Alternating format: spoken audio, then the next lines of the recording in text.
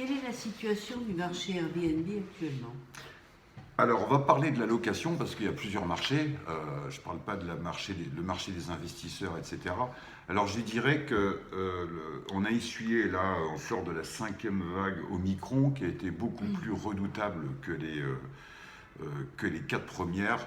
Le mois de janvier a été historiquement très mauvais. Ça a été la panique, je dirais, dans toute la France, parce que j'ai des indicateurs un petit peu partout, il n'y a pas que la France.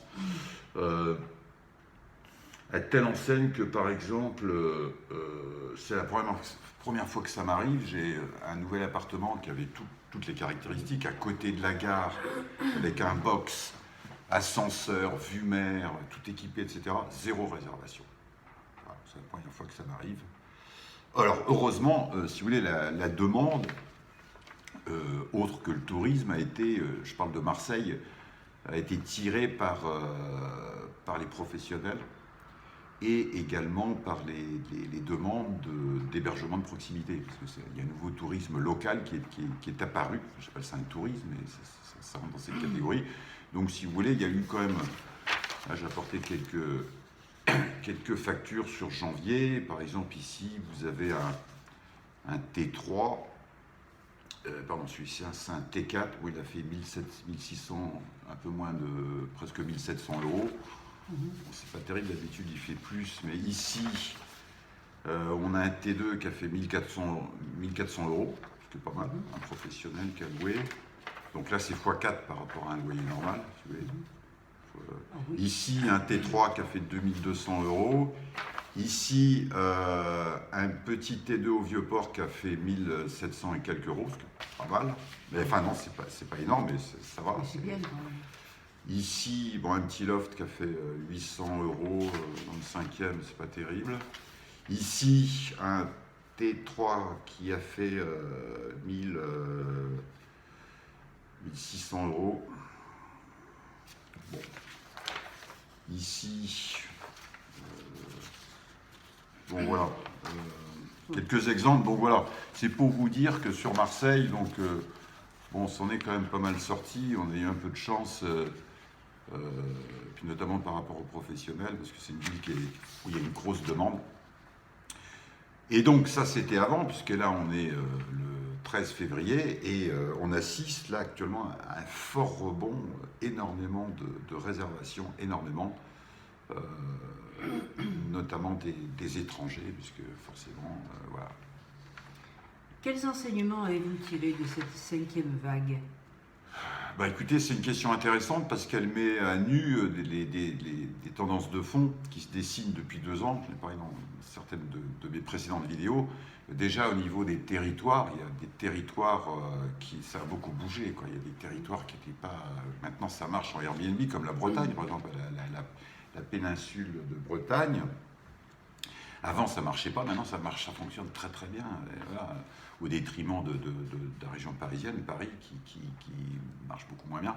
Alors, deuxième enseignement, c'est que les appartements familiaux, minimum, marchent beaucoup mieux que les petits appartements, les petits studios, etc.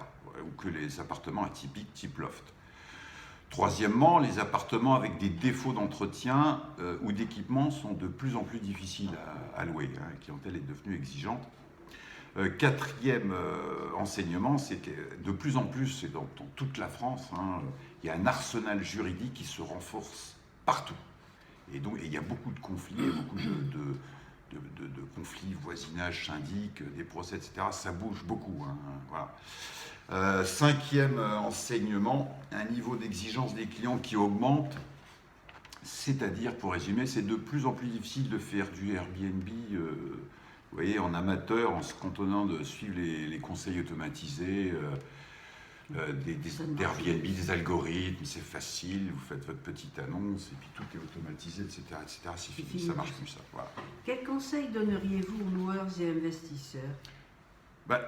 Déjà de les rassurer parce qu'il y a eu de la panique aussi il n'y a pas que les voyageurs, il y a eu une grosse panique chez les investisseurs. Il y a beaucoup qui se sont retirés du marché, de leur dire que le Airbnb c'est souvent beaucoup plus intéressant que la location longue durée.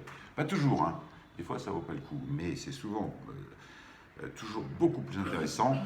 Je leur dirais de prendre du recul, de bien réfléchir et et de s'entourer de professionnels, parce que c'est plus difficile, ça marche plus comme avant. Voilà, si vous voulez, ce que je leur dirais.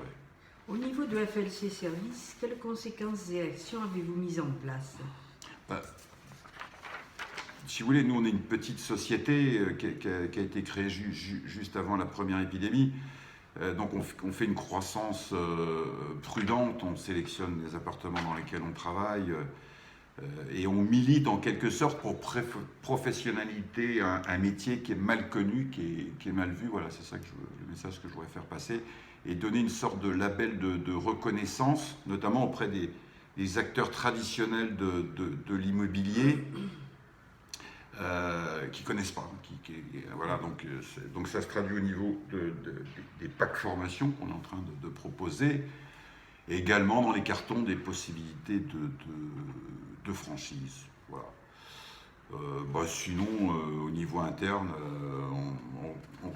on recrute du personnel au niveau de la gestion et de la conciergerie, et on cherche toujours, j'ai évoqué tout à l'heure, des nouveaux produits T3, des produits simples, centre-ville de Marseille, et puis on espère bientôt Toulon et Brest. Voilà. C'est un scoop.